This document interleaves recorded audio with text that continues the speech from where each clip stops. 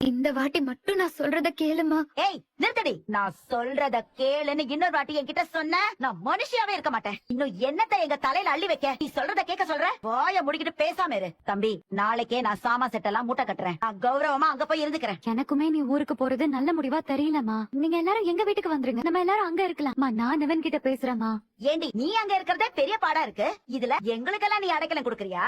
அதுவும் மாமியார் கூட எல்லாம். பாட்டி, நிவன் கிட்ட சொல்லிட்டு அவங்க அம்மா எதுவும் சொல்ல மாட்டாங்க. நிவனுக்கு உங்க எல்லாரும் மேலயும் ரொம்ப மரியாதை இருக்கு. நீங்க எல்லாரும் என் மாமியார மட்டும் நினைச்சு யோசிக்க வேண்டாம். அதெல்லாம் சரிப்பட்டு வராதடி. இப்ப நீ ரொம்ப குழப்பத்துல இருக்க. இப்ப நீ ஊருக்கு போறத பத்தி எல்லாம் யோசிக்க வேண்டாமா?